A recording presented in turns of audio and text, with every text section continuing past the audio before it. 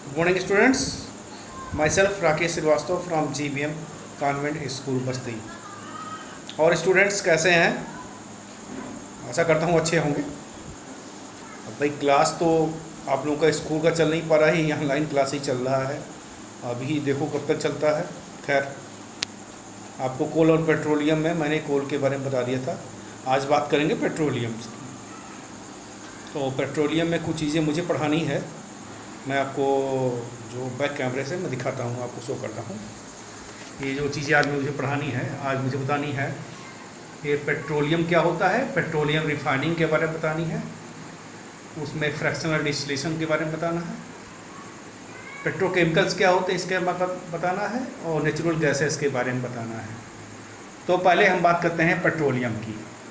देखो बेटा, पेट्रोलियम एक तरह का नेचुरल रिसोर्सेज है जो कि नॉन रिन्यूएबल है।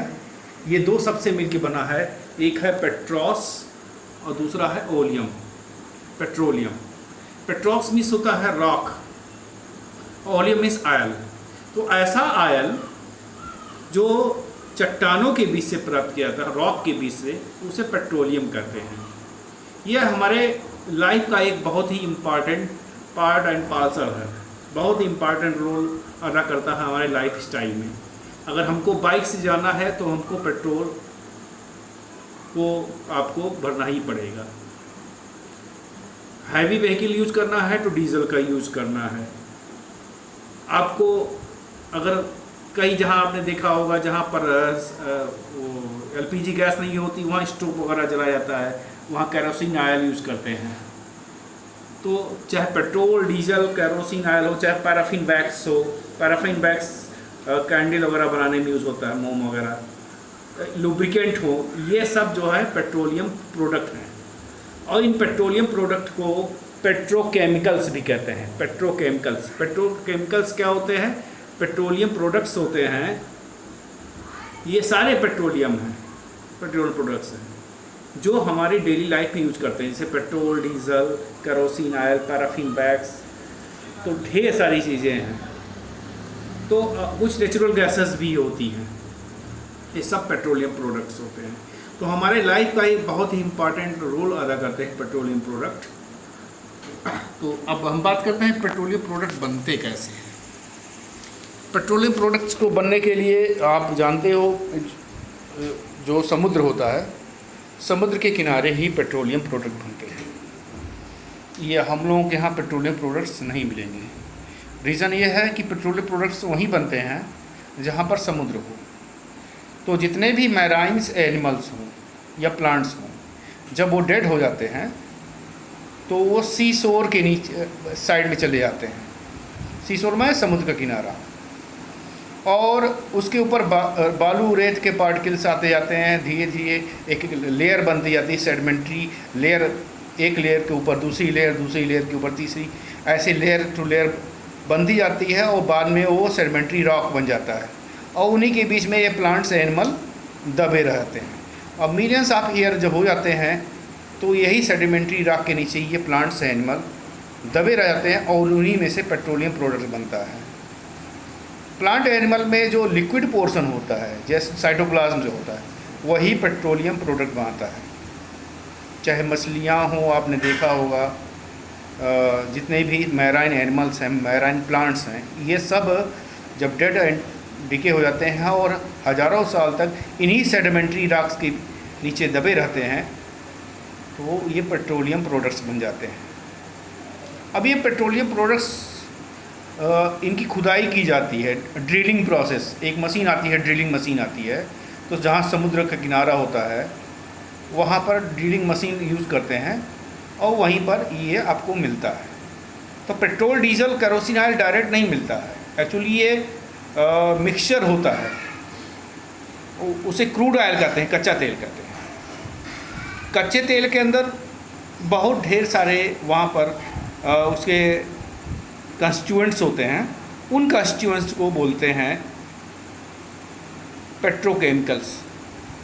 तो पेट्रोकेमिकल्स क्या होते हैं? पेट्रोकेमिकल्स कुछ मैं यहाँ नाम दे रहा हूँ, ये सारे पेट्रोकेमिकल्स हैं। ये क्रूड ऑयल में होते हैं, कच्चे तेल में होते हैं। जैसे ये मैं दिखाना चाहूँगा आपको, ये चार्ट बना है, इसमें देखिए पेट्रोलियम गैस है जो लिक्विड अवस्था में पाई जाती है, पेट्रोल है, केरोसिन ऑयल है, डीजल है, लुब्रिकेटिंग ऑयल है, बिटुमेन है, पैराफिन वैक्स है। क्या यूज़ है, सबका यूज़ दिया है। आप अच्छा रहेगा कि आप इसको एक चार्ट बना लेंगे अपने कापी में कि पेट्रोलियम प्रोडक्ट कौन कौन से होते हैं, कौन कौन से पेट्रोकेमिकल्स होते हैं। तो ये आप इसको बना लेंगे, ज़्यादा अच्छा रहेगा। उसको आप लिख लेंगे तो आपको समझ में ही आएगा कौन सा पेट्रोकेमिकल्स कितना यूज़ होता है। तो ये सब क्रूड ऑयल में होते हैं, कच्चे तेल में होते हैं। तो ये मिलते कैसे हैं? इनकी रिफाइनिंग, कच्चे तेल की रिफाइनिंग करनी पड़ती क्रूड ऑयल की। क्रूड ऑयल काले रंग का होता है, बहुत ही गंदा देखने में होता है, लेकिन अब कितना लाभदायक है आपको बताना ज़रूरी है। आप देख रहे हैं खुद सारे पेट्रोकेमिकल्स का कहाँ कितना यूज़ है, सामने यूज़ लिखा हुआ है। आप इसको पढ़ के अच्छी तरह जान सकते हैं। चाहे आप जानते हुए पेट्रोल, डीजल, केरोसिन और लुब्रिकेटिंग ऑयल का कहाँ कहाँ यूज़ होता है। तो ये सारी पेट्रोकेमिकल्स बनेगा कैसे, ये मिलेगा कैसे क्रूड ऑयल से? इसकी रिफाइनिंग करते हैं। तो जो समुद्र के किनारे जब ड्रिलिंग करते हैं तो ड्रिलिंग कर हज़ारों मीटर नीचे जाने पर ये तेल के कुएँ मिलते हैं, उसी में से कच्चा तेल होता है। और उस कच्चे तेल को पाइपलाइन के द्वारा जहाँ पर इसका रिफाइनिंग होता है, रिफाइनरी होती है, वो पाइप के द्वारा वहाँ तक पहुँचाया जाता है क्रूड ऑयल को। और उसके बाद उसका पेट्रोलियम रिफाइनिंग होती है। रिफाइनिंग कैसे होती है? जो रिफाइनरी होती है वहाँ पर एक प्लांट लगाया जाता है। तो ये प्लांट मैं दिखाना चाहूँगा आपको, ये भी फिगर बनेगा आपको। ये प्लांट है, ये सिलिंड्रिकल प्लांट होता है, और ये सिलिंड्रिकल प्लांट होता है। और उसमें क्या होता है, सब अलग अलग सेगमेंट में डिवाइडेड होता है। ये कई सेगमेंट में डिवाइड होता है। इसकी आउटलेट भी होती है, इनलेट भी होती है। आउटलेट के द्वारा जो पेट्रोलियम प्रोडक्ट निकाला जाता है, इनलेट के द्वारा क्रूड ऑयल जो आता है वो इसमें इकट्ठा होता है। तो होता क्या है, जो कच्चा तेल मैंने बताया क्रूड ऑयल, उसको पहले इस जो सिलेंड्रिकल ट्यूब है लंबी सी, अलग अलग इसके फ्रैक्शन हैं, और हर फ्रैक्शन में अलग अलग पेट्रोकेमिकल इकट्ठा होता है। डिपेंड करता है कि किस टेम्परेचर पे कौन सा पेट्रोकेमिकल कलेक्ट होगा, ये इसमें दिया हुआ है। क्या करते हैं, क्रूड ऑयल को पहले इस सिलेंड्रिकल कॉलम में 400 डिग्री सेल्सियस तक हीट करते हैं, बॉयल करते हैं। अब बॉयल करने के बाद जब इसको कूल डाउन होता है तो अलग अलग सेगमेंट में अलग अलग पेट्रोकेमिकल इकट्ठा होते हैं। जैसे जब 40 डिग्री पर होता है तो पेट्रोलियम गैस जो है इकट्ठा होती है ऊपर वाले कंटेनर में, इस वाले कंटेनर में। और पेट्रोलियम गैस का यूज़ क्या है, डोमेस्टिक फ्यूल के रूप में यूज़ करते हैं।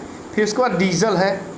डीजल जब 40 से 170 डिग्री पर होता है तो डीजल इस कॉलम में इकट्ठा होता है, इस फ्रैक्शन में। और पेट्रोल का क्या यूज़ है आपको बताने की ज़रूरत नहीं, आप जानते हो। जितनी भी लाइट व्हीकल्स होता है उनमें इनका यूज़ करते हैं, ऑटोमोबाइल्स में। केरोसिन ऑयल का क्या यूज़ है आप जानते हो अच्छी तरह से, ये दिया हुआ है। गांव में जो है डेबरी वगैरह या स्टोव जलाने में यूज़ होता है। और यूज़ है केरोसिन का सफाई वफाई में, जो मशीनरी पार्ट के। 170 से 250 डिग्री सेल्सियस पर ये केरोसिन ऑयल इकट्ठा होता है। डीजल उसके बाद जब 250 डिग्री से 350 डिग्री सेल्सियस डीजल इकट्ठा होगा।